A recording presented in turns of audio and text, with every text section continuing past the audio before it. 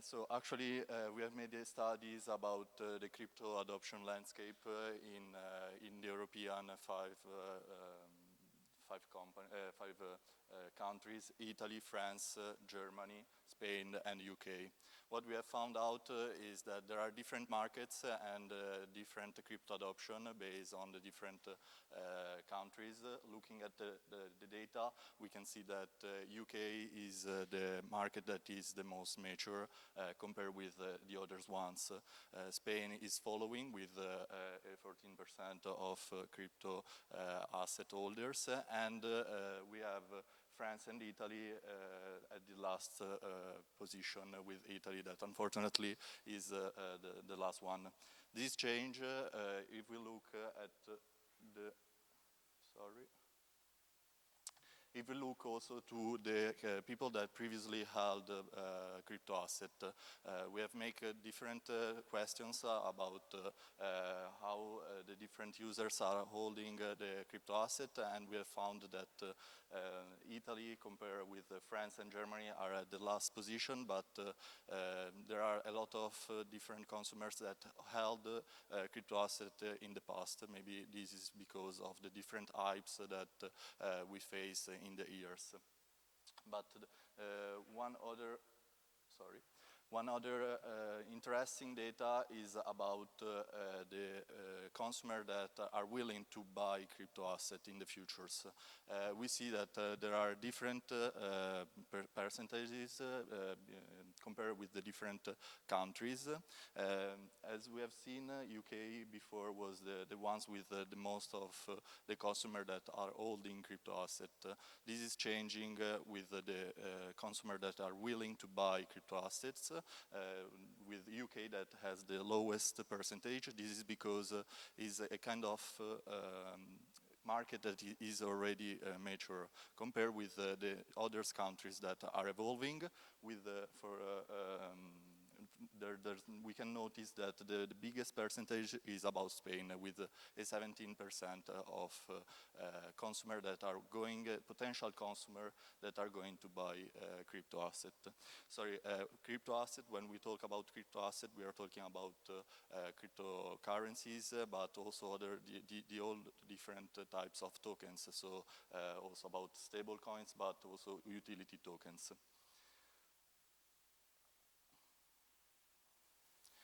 There are different kind of consumer that we asked. It's a representative survey, so they are covering all the different types of consumers, and the type of consumer that are buying cryptocurrencies right now and as of today are different. There's different distribution between the different ages, between the different genders, and also the net income, the monthly net income. What we have seen is that mainly the youngest consumer are buying cryptocurrencies, crypto assets in general.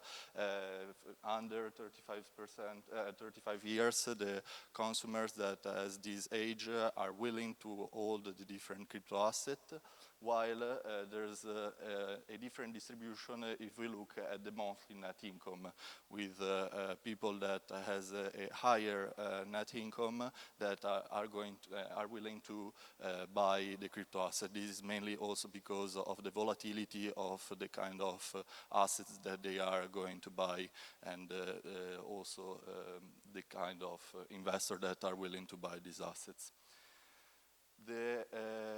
The study is interesting also to understand why people are approaching crypto assets. As most of us, I hope that somebody knows that there's not only a function for crypto asset, it's not only for investing, but there's a word that they are opening that is called the Web3.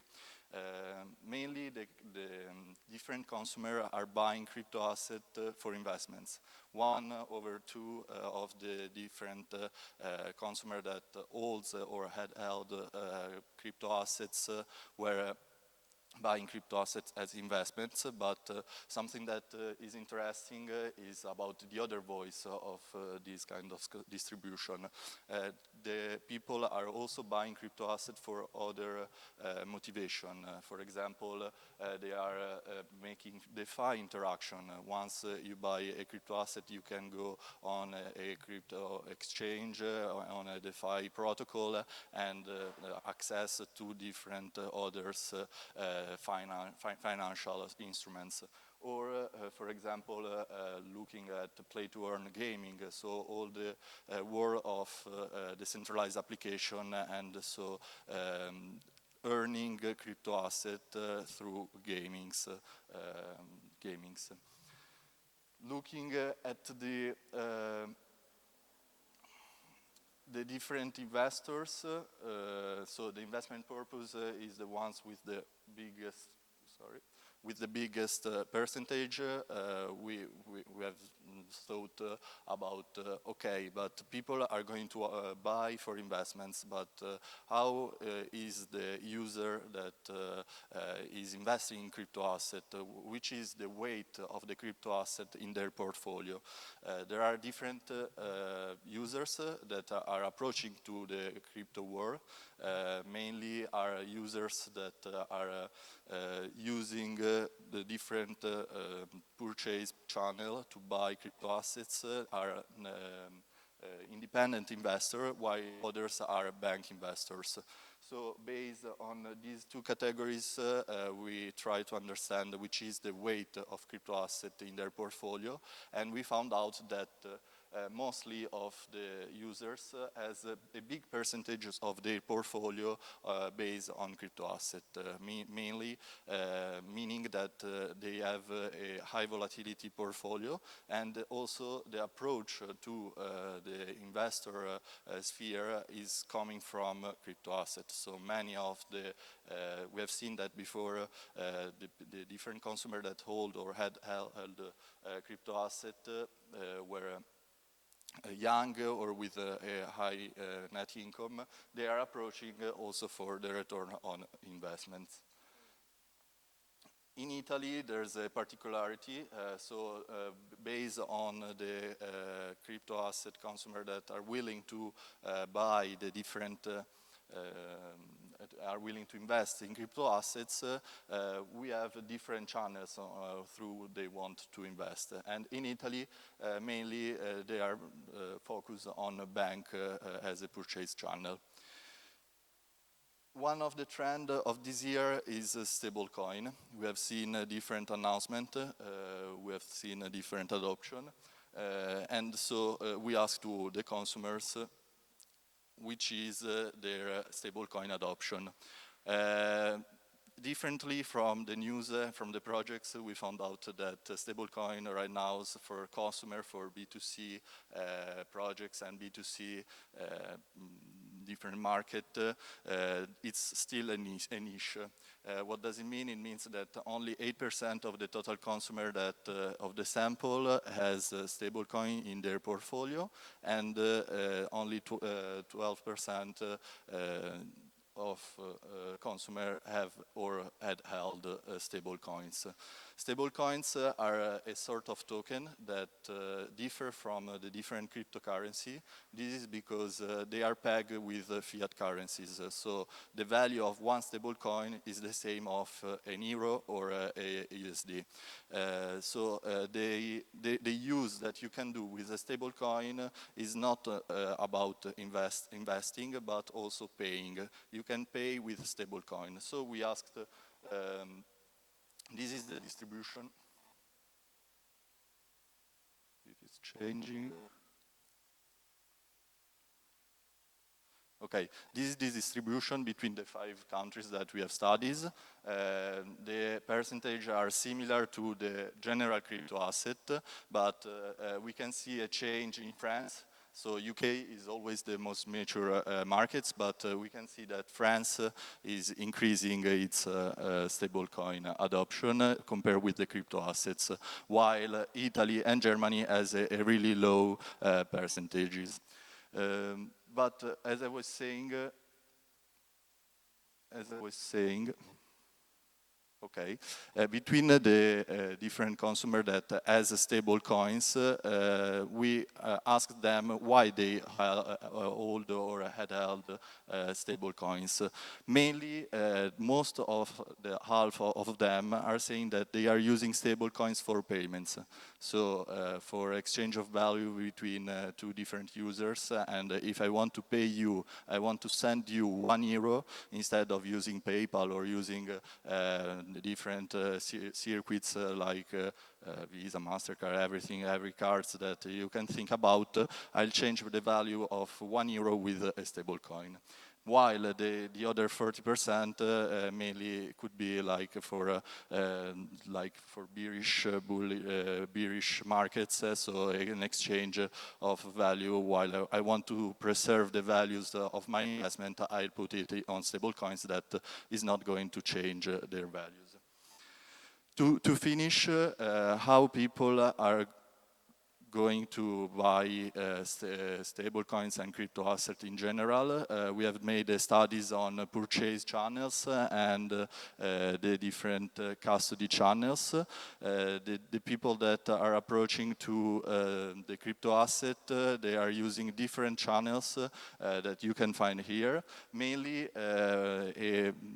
we noticed that 47% of the crypto consumer are buying a crypto asset on a centralized exchange. So the idea of blockchain that is going to disintermediate the war of the digital landscape is still not evolved. We have centralized exchanges that are the mainly channel through which the crypto consumer are buying crypto asset, while with different percentage we are seeing on-ramps, so the different decentralized application that make the conversion between fiat and the different crypto assets. So these are decentralized application protocols on which a user only can go independently to this application and exchange their fiat, their euro, with an investment in crypto assets. While we can see another percentage that is interesting are banks. Banks are starting to enter in this market, are entering in this market mainly because the users are making a lot of investments, so they cannot lose this opportunity. And we have 19% of the crypto holders or the people that held the crypto assets that are buying them through the bank account. Different banks are putting different services on trading of crypto assets. While if we look at this percentage based on the different countries, we see different configuration. In Italy, mainly the consumer that has crypto assets, they bought it through they are interested, potential purchase channels, so people that wants to buy the different crypto asset are willing to buy it through bank's account. This is probably based on the configuration of our population that needs an intermediate that can help to go to buy and invest in crypto assets. While as the configuration of the countries, we have the UK that has a configuration more mature, so people are still buying the crypto assets through centralized exchange, but also the percentage of on-ramps is one of the highest. You can see the second columns with a 23% on UK's. Completely a different kind of distribution in Germany. In Germany, there are the trading platforms specialized in trading that are exposing they are giving assets on their channels, and mainly the German people are buying the different crypto assets on this trading platform as eToro or the Giro, so that are already specialized in different investment assets. looking and finishing with once the crypto asset is bought, we have to custody it. So I buy a cryptocurrency, I buy a stable coin, and basically if I buy it on a centralized exchange, I custody it on a centralized exchange. This is also the explanation of these percentages. Basically, we have the mainly custody channel that people are using is a centralized exchange. But we have also high percentage on wallets.